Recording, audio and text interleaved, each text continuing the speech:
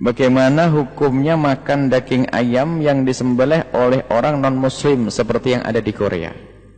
Di dalam menurut jumhur ulama bahwa makanan atau binatang yang disembelih oleh ahli kitab adalah boleh dimakan oleh seorang muslim, asalkan kita tahu bahasanya cara penyembelihannya adalah benar, bukan ditusuk bagian dari, kan ada sebagian menyembelih tapi dengan membunuh begitu saja.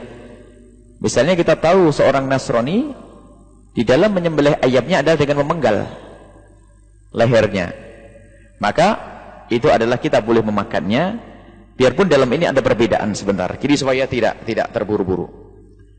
Di dalam madhab kita Imam Syafi'i radhiyallahu anhu, dan memang kalau kita berpegang dengan madhab ini teramat berat, sebab urusan makanan ini bukan urusan ngambil duitnya orang. Di dalam madhab Imam Syafi'i rahimahullah ta'ala, yang namanya ahli kitab, yang boleh kita nikahi wanita-wanitanya dan juga yang halal sembelihannya adalah ahli kitab yang dari bapak moyangnya adalah nyambung kepada agama Nasrani yang masih asli, dan mustahil itu ada di Indonesia. Berarti menurut madhab Imam Syafi'i, ahli kitab yang ada di Indonesia ini adalah wanitanya tidak sah kalau kita nikahi. Makna kalimat sah bukan berarti makna kalimat sah kita tidak sah untuk dinikahi, kan menurut madhab Imam Syafi'i, karena menurut madhab Imam Syafi'i mereka itu adalah bukan tergolong orang yang agamanya dari mbah-mbahnya nyambung kepada agama Nasrani yang asli.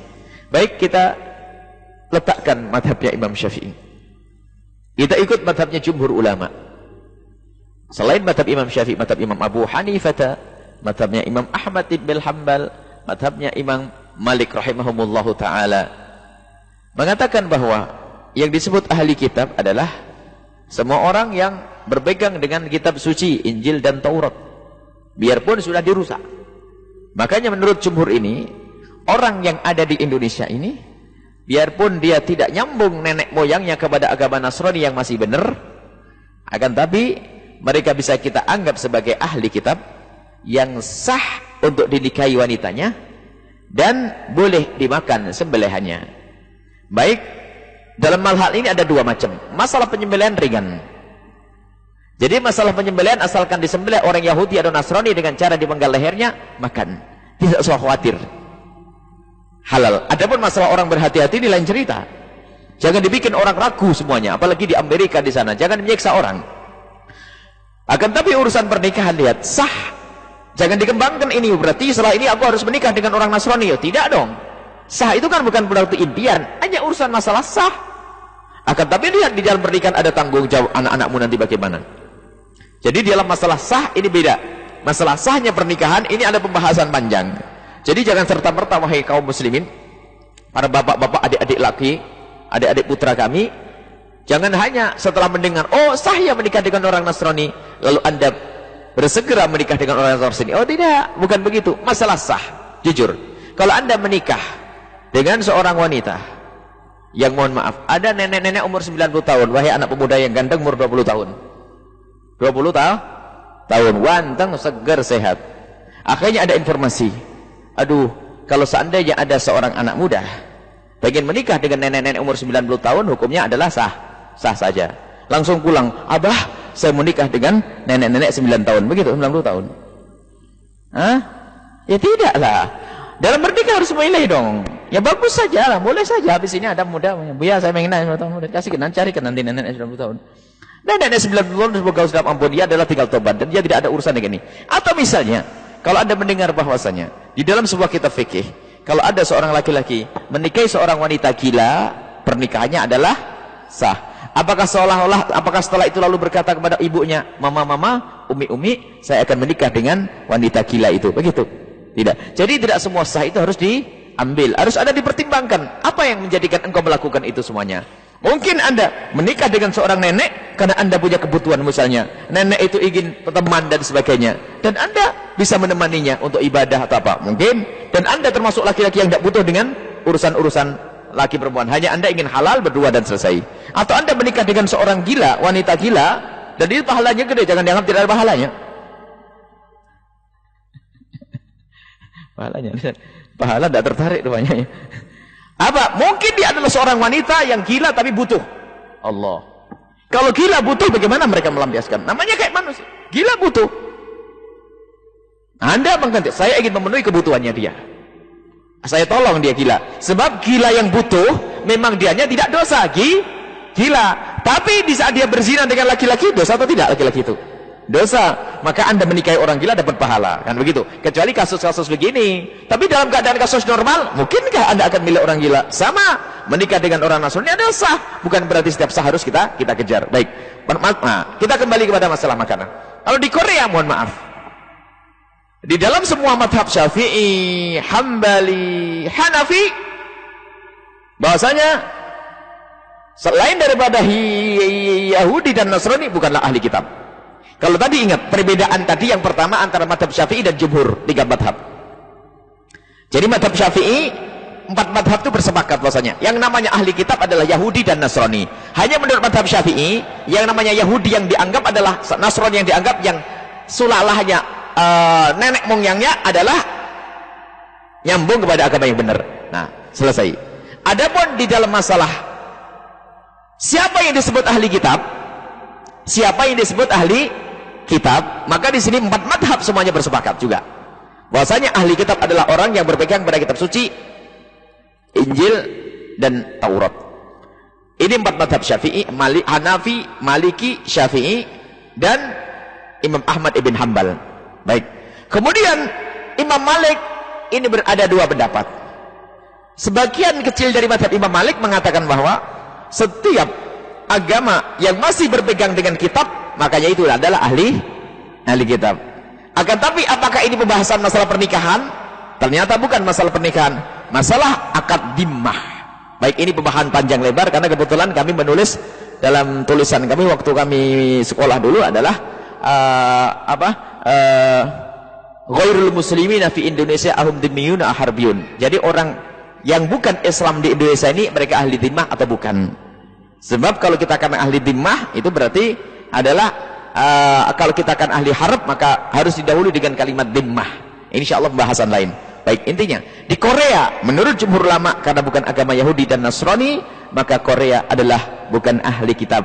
Sehingga sembelihannya pun tidak boleh kita makan kalau memang agamanya adalah bukan Nasrani dan Yahudi. Akan tapi jika Anda menemukan di Korea mereka itu adalah orang yang mengaku diri mereka adalah Nasrani, lalu menyembelih ayamnya atau kambingnya dengan cara yang seperti dalam Islam, Anda tahu itu orang Nasrani, maka kalaupun Anda tidak ikut madhab Syafi'i, ikutlah madhab Imam yang 3. Bahasanya sembelihnya orang Yahudi biarpun nenek moyangnya bukan asal Yahudi, maka itu adalah boleh untuk dimakan. Jadi lihat Anda. Tapi kalau bukan orang Yahudi dan Nasrani, maka lihat jumhur ulama mengatakan itu bukan ahli kitab. Sembelihnya adalah tidak diperkenankan untuk kita makan. Baik, itu saja. Jadi Anda lihat itu adalah orang, sebab agama Nasrani juga ada di Korea, agama Nasrani juga ada di Cina dan seterusnya dan seterusnya. Baik, itu saja. Masalah HTI kami tidak ada hubungannya dengan model-model baru. Akan tapi lihat, kami tidak pernah ada hubungannya dengan pergerakan-pergerakan yang muncul. Sudah tahu dari awal, kita kukuhkan, terserah namanya apa, Hizbut Tahrir atau Hizbul Merdeka atau Hizbul mencolot kemana itu.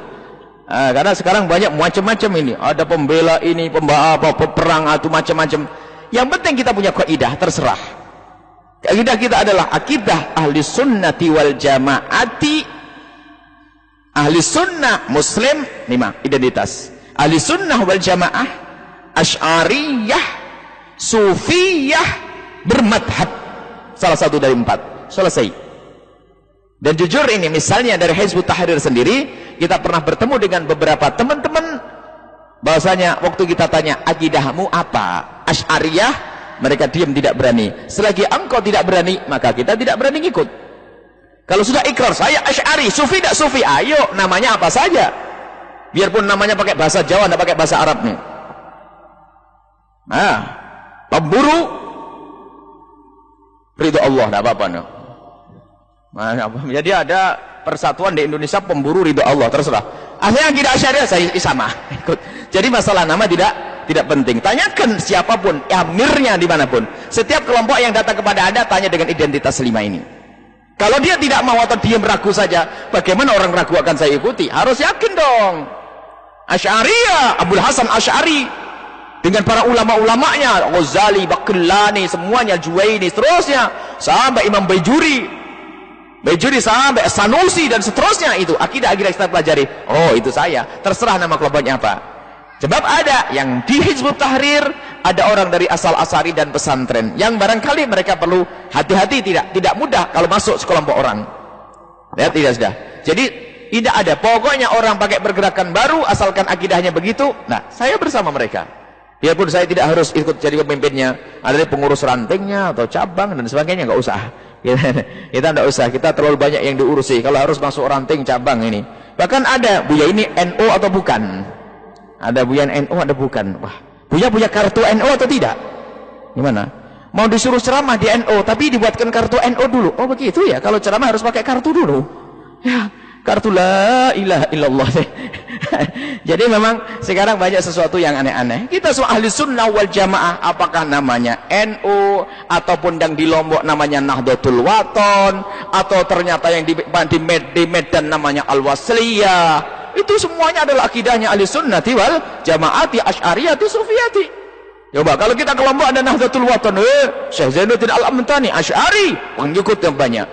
Ya kalau kita ke Medan Al-Wasliyah, pengikutnya banyak, akidah Asy'ariyah Sufiyah. Di Jawa Nahdlatul Ulama. Ini ada ini. Jadi masalah kelompok-kelompok itu kaidahnya begini. Jadi terserah nanti apa. Pokoknya kalau ada kelompok tidak bisa menyebut 5 ini, enggak masuk. Muslim ahli sunnati wal jamaati. Sebab ahli sunnah pun ada yang palsu. Muslim pun muslim gaduh-gaduh ada.